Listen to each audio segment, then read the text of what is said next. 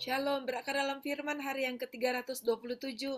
Kita akan membaca dari kitab Roma pasal 10 sampai 12. Mari kita berdoa. Terima kasih Tuhan, kami datang kepada Engkau selalu di dalam kerinduan kami akan Engkau dan firman-Mu, dan biarlah Tuhan memberkati dan berbicara bagi setiap kami. Terima kasih dalam nama Tuhan Yesus. Amin. Pasal 10. Saudara-saudara, keinginan hatiku dan doaku kepada Tuhan ialah supaya mereka diselamatkan. Sebab aku dapat memberi kesaksian tentang mereka, bahwa mereka sungguh-sungguh giat untuk Allah, tetapi tanpa pengertian yang benar. Sebab oleh karena mereka tidak mengenal kebenaran Allah, dan oleh karena mereka berusaha untuk mendirikan kebenaran mereka sendiri, maka mereka tidak takluk kepada kebenaran Allah.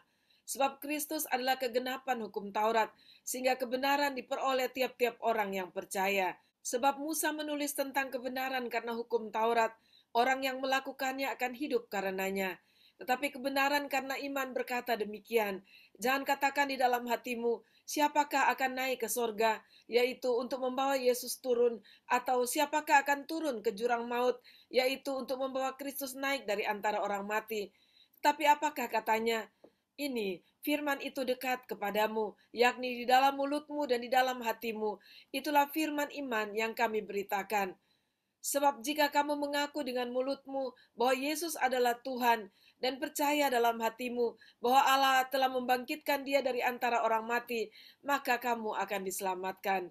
Karena dengan hati orang percaya akan dibenarkan dan dengan mulut yang mengaku akan diselamatkan. Karena kitab suci berkata, barang siapa yang percaya kepada dia tidak akan dipermalukan. Sebab tidak ada perbedaan antara orang Yahudi dan orang Yunani, karena Allah yang satu itu adalah Tuhan dari semua orang, kaya bagi semua orang yang berseru kepadanya. Sebab barang siapa yang berseru kepada nama Tuhan akan diselamatkan. Tetapi bagaimana mereka dapat berseru kepadanya jika mereka tidak percaya kepada dia?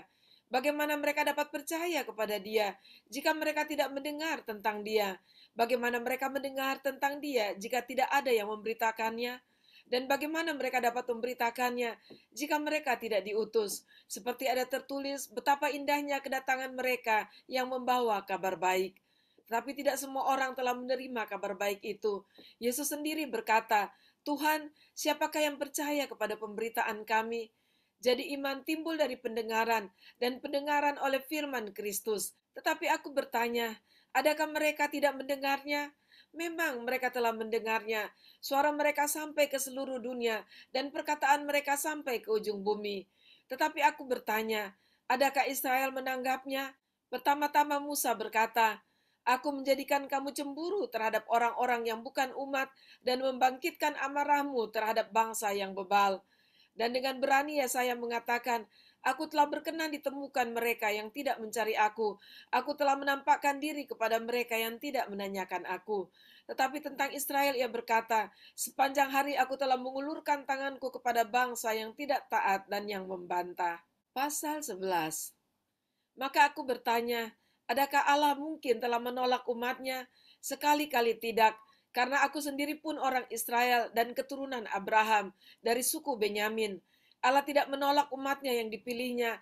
Ataukah kamu tidak tahu apa yang dikatakan kitab suci tentang Elia waktu ia mengadukan Israel kepada Allah? Tuhan, nabi-nabimu telah mereka bunuh, mesbah-mesbahmu telah mereka runtuhkan. Hanya aku seorang dirilah yang masih hidup dan mereka ingin mencabut nyawaku. Tetapi bagaimanakah firman Allah kepadanya? Aku masih meninggalkan 7.000 orang bagiku yang tidak pernah sujud menyembah Baal. Demikian juga pada waktu ini, ada tinggal suatu sisa menurut pilihan kasih karunia. Tetapi jika hal itu terjadi karena kasih karunia, maka bukan lagi karena perbuatan. Sebab jika tidak demikian, maka kasih karunia itu bukan lagi kasih karunia. Jadi bagaimana? Israel tidak memperoleh apa yang dikejarnya, tetapi orang-orang yang terpilih telah memperolehnya, dan orang-orang yang lain telah tegar hatinya. Seperti ada tertulis, Allah membuat mereka tidur nyenyak, memberikan mata untuk tidak melihat dan telinga untuk tidak mendengar, sampai kepada hari sekarang ini. Dan Daud berkata, biarlah jamuan mereka menjadi jerat dan perangkap, penyesatan dan pembalasan bagi mereka. Dan biarlah mata mereka menjadi gelap, sehingga mereka tidak melihat, dan buatlah punggung mereka terus-menerus membungkuk. Maka aku bertanya, adakah mereka tersandung dan harus jatuh? Sekali-kali tidak, tapi oleh pelanggaran mereka, keselamatan telah sampai kepada bangsa-bangsa lain, supaya membuat mereka cemburu. Sebab jika pelanggaran mereka berarti kekayaan bagi dunia, dan kekurangan mereka kekayaan bagi bangsa-bangsa lain, terlebih-lebih lagi kesempurnaan mereka. Aku berkata kepada kamu, hai bangsa-bangsa bukan Yahudi, justru karena aku adalah rasul untuk bangsa-bangsa bukan Yahudi, aku menganggap hal itu kemuliaan pelayananku, yaitu kalau-kalau aku dapat membangkitkan cemburu di dalam hati kaum sebangsaku menurut daging dan dapat menyelamatkan beberapa orang dari mereka. Sebab jika penolakan mereka berarti perdamaian bagi dunia, dapatkah penerimaan mereka mempunyai arti lain daripada hidup dari antara orang mati? Jikalau roti sulung adalah kudus, maka seluruh adonan juga kudus. Dan jikalau akar adalah kudus, maka cabang-cabang juga kudus.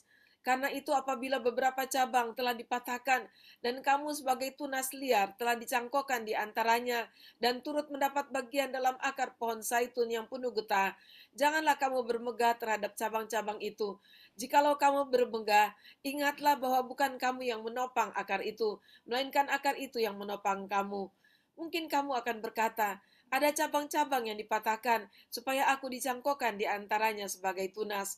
Baiklah, mereka dipatahkan karena ketidakpercayaan mereka, dan kamu tegak tercacat karena iman. Janganlah kamu sombong, tetapi takutlah.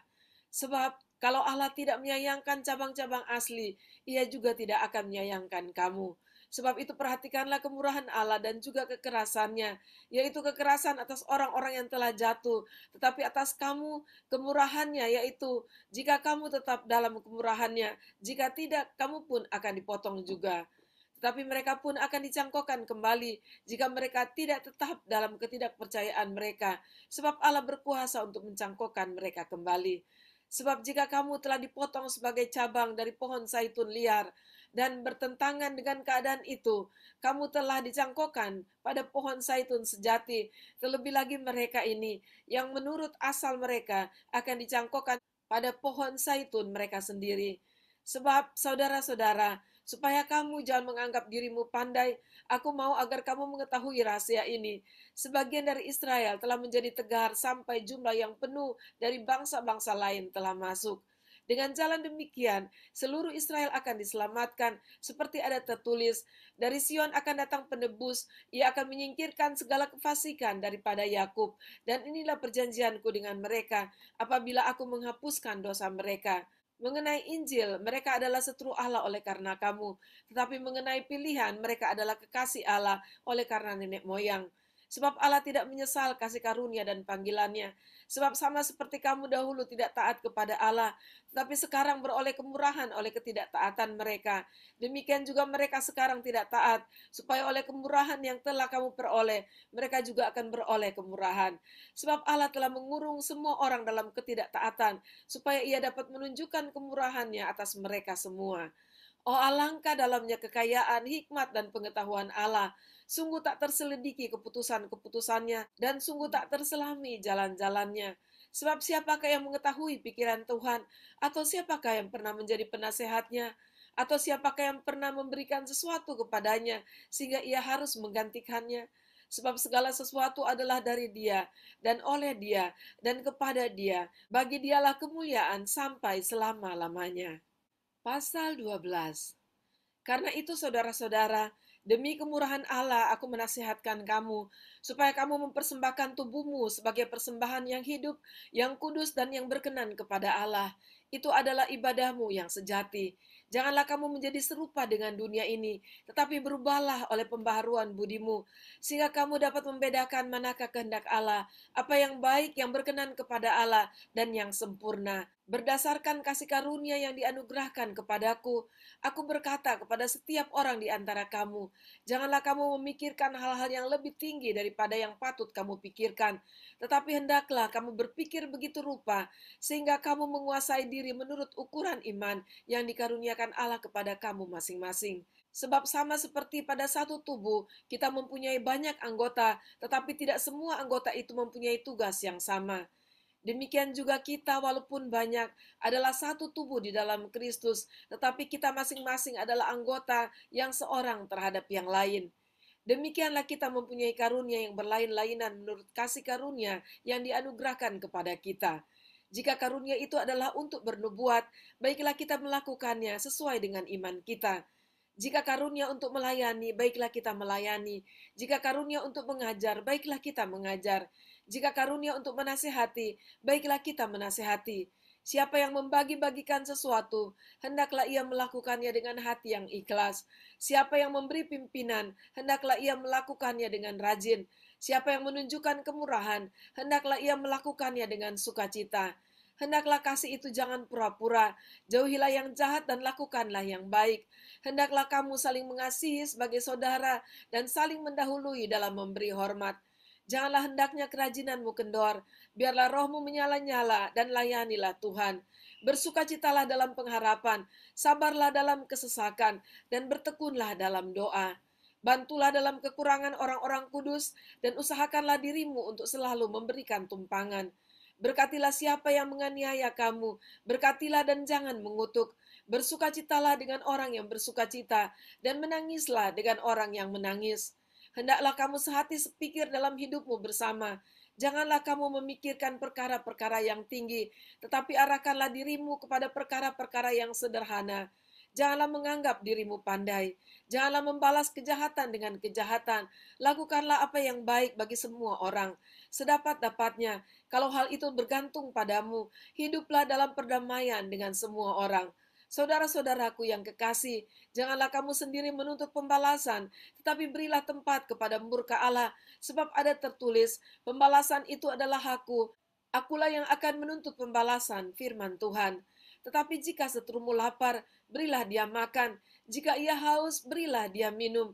Dengan berbuat demikian, kamu menumpukan bara api di atas kepalanya. Janganlah kamu kalah terhadap kejahatan, tetapi kalahkanlah kejahatan dengan kebaikan.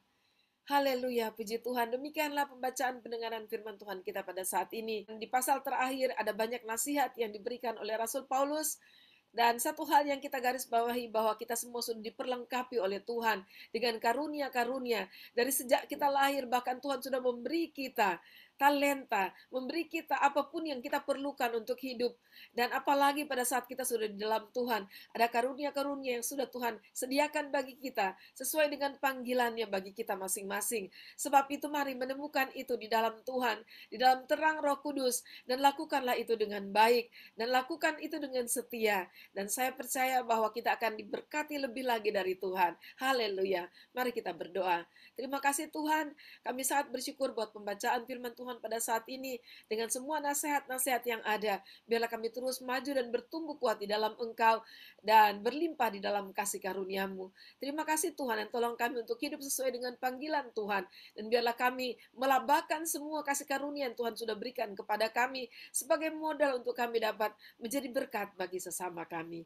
Terima kasih Bapa, terpujilah Engkau di dalam nama Tuhan Yesus. Amin. Puji Tuhan, sampai jumpa besok. Tuhan Yesus memberkati.